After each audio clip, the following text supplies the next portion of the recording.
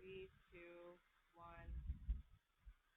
Hello and welcome to North American Bear Center's live broadcast from Ely, Minnesota. We want to thank everybody for joining us today. We're going to give you some updates. You've seen some of them on Facebook, but I'm Scott, and this is Sharon. Sharon's our bear keeper at the North American Bear Center, our senior bear keeper. Yes, I'm the senior. I'm the senior bear keeper. Yes, that's what And I'm the senior on my position too. Yes, So, but we got a beautiful day here in Ely as usual. When we broadcast, it's either raining or it's windy, and it's windy today. So we're going to try and be as clear as we can with our broadcast. But what brings us out here today is we talked a couple weeks ago about the enclosure fencing not starting till spring. And we talked about our bears that we were going to have kept in the enclosures. After a ton of talks and thoughts and changes and trying to come up with a good idea because Tasha and Holly were not happy in their enclosures, correct? No, they're not. They want to be out and denning. And naturally, everybody would say, well, if you're not doing the fencing, why can't the bears be out? And we kept forgetting about the fact that we had to take down a ton of dead trees, dangerous trees. Just up on the pond here, we've got a ton of trees that are very unsafe for fire hazards, which we all know about last year. Majority of people that have tuned in know about how bad the fires were last year in the Ely and up north area here. We had some huge fires going on. So what we're trying to do is reduce our fire load and also at the same time take down tall, standing, dead poplar trees, which most of you would know as aspens, but they are in the poplar family. That's why I call them that. And they have a lifespan that's short because they grow fast, and they're a softwood tree. And what that does is it causes them to grow quickly, and then they start rotting usually from the inside out, or they'll start to lose their crown. If you were to pan over to the High Falls area and that, you can see that the tops of two of the aspens or cottonwoods are definitely dead. They'll be coming down. There's a lot of spruce and balsam that'll be coming down from the spruce budworm attack that we had. So we'll be taking a lot of that fire load down. And then over by the mound here, where there's a cam on that area, there's a bunch of trees that we got to take down that are right by the enclosures, right, Sharon? Right, and the danger of that is if they fall on the fencing, then it'll take the fencing out. Yeah, it'll take the fencing out. Could take out a bear, could harm a bear. It could harm guests on the behind the scene tours. And there's some sizable trees. I mean, there's a few of them that are, I think the one is dying from within. It's got to be, 40, 50 feet high. There's a couple of those. So what we ended up doing was we thought we're going to get some volunteer help to do that from our Vermilion Community College groups and a couple of our other volunteer camp groups. They couldn't have taken the big trees down, but they were going to do all of our eradication of our fire load, correct? Right, the stuff that would set fire quickly. So what we decided to do last week is start calling around and seeing if we could get professionals in here, which we would have had to do for the big trees anyway. And Missy was able to find a fantastic company. And what's her name, Missy? The Dutchman is the name of the tree cutting place here in Ely. What a professional group of people. I mean, that guy was fantastic. They're going to be coming here starting tomorrow morning at 7:30, and they're going to be cutting all these trees down. They're going to start up here in the pond area and the woods behind it and deep back, and they're going to cut the trees down. They're going to chip them, and they're going to remove whatever they can't chip. Then on Wednesday morning, the plan is, or maybe later tomorrow afternoon, is that they're going to move to the enclosures. So at that time, we're going to probably release Holly and Tasha into the enclosure so they can pick their den. And I'll let Sharon explain that. So as you know, that in the past we've let the females pick their own den, and this year NABC because they don't want to be in the enclosures, but because it was the safest thing that not only for the bears but for people working here, in the enclosure, we thought it best to keep the bears in. Well, it set well with the bears, of course. Tuesday afternoon, late Tuesday afternoon, or perhaps on Wednesday morning. We can't give you anything exact because we don't know exactly what the workload's going to be inside the enclosure here. Holly will be let out first because, of course, if we let Tasha out, she's going to go right up to see what's going on, and then they won't be able to let Holly out.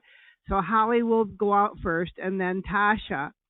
In the interim of that, after we get the girls all settled, we'll open the middle gate for Lucky. He'll have choice bunkers. And eventually, after the girls relax and get their stride back, Holly will probably disappear. She's about an acre away in the back where her den is. And we'll be letting Lucky out after we can get Tasha back in. So we'll go back to normal bear rotation. Season will allow us, and if Lucky will leave the bunkers. Very good explanation, Sharon. Thank you. One of the things that really pushed us to do this was the cleanliness of the enclosures, plus the pacing of the bears. The fortunate side is they're going to get to den and sleep decent where they should be able to sleep. Had the enclosure itself been going up, they couldn't have if the new enclosure would have, and then we would have had to deal with it anyway. But we can't get people to work out in the enclosure with trees and chainsaws and cutters and chippers with bears out here in the enclosure. People just don't like to work with bears around them for some reason.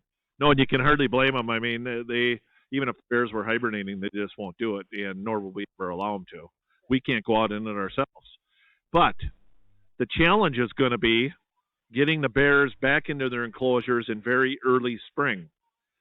I know that I've challenged Sharon that it may be that we got to get these bears moving and get them in those enclosures early in spring because they do want to start with the fencing as soon as they possibly can in spring when the ground breaks.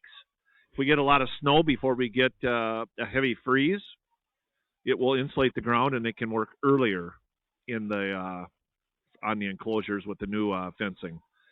But as everything else goes, we won't know that. We won't know how we can move those bears until it happens, correct?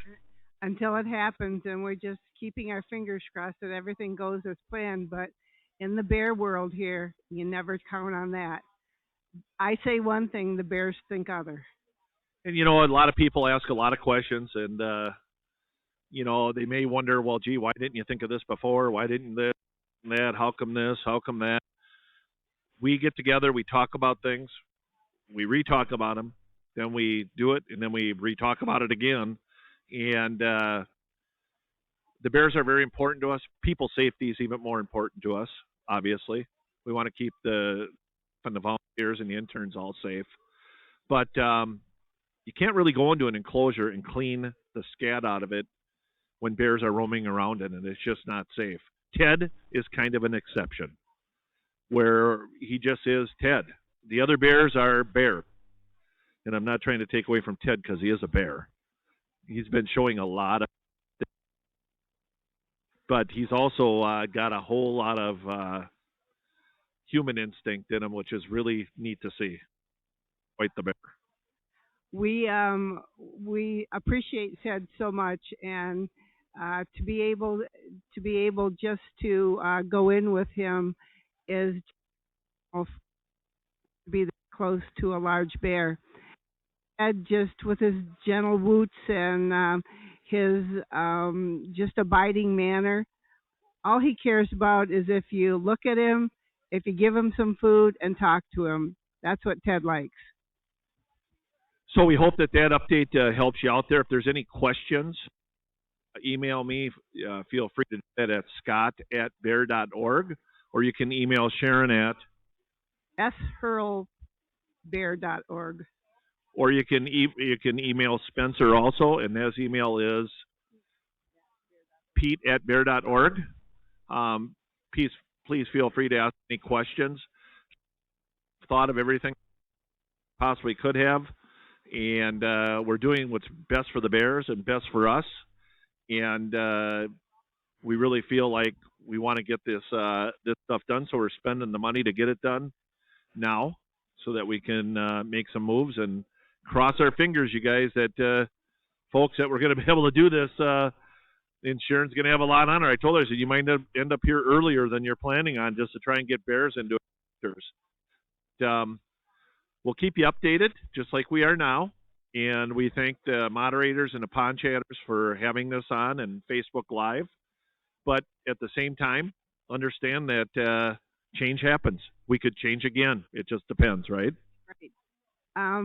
But trust me when I say I believe we're doing the right thing right now. I may change my mind in March, but right now I think it's the right thing. So, starting tomorrow at 7:30 in the morning, you're going to see action. They're going to start doing trees out here in the pond. They're going to continue probably for anywhere from 8 to 10 hours tomorrow. They do work long so that they can get the job done. Their plan is for it to be a 2-day job. They're going to move from the pond area back to the enclosures either later on Tuesday or Wednesday morning. They feel like they should be completed with the job by Wednesday late afternoon or evening. So, just to give you updates on it, and we ask all the camera crew there right now, let's remember to make sure that we can not focusing closely on the tree cutters. We're going to leave the cams on. Yeah, we don't want them nervous. We don't want you zooming in on them. They don't want to be zoomed in on. Right? Yeah, I don't like that either, but that's okay. And we want to be able to keep the cams on live, but if they feel uncomfortable with it, then we would have to shut it down. But please enjoy it and watch it, and we'll let these cam operators enjoy their operation of the camera. And we thank everybody for tuning in, correct? Yep. Thank you all, and thank you for all you do for us, and with the cam drivers and all you folks that are listening and watching. Thank you, and back to Scott. Alrighty, we thank you for tuning in today, and we'll try and get back to you shortly. We'll try and let you know. We'll let definitely the Kathy and the crew know that when we're going to release the bears in advance. You probably have 15 minutes or 20 minutes in advance, because that's when we'll probably know. So our goal is to get out as quick as we can so that they can work on those enclosures. So you have a great day. Thanks for signing in at North American Bear Center on Ely, Minnesota on Facebook Live and on our website. We appreciate all you've done for us and all you continue to do.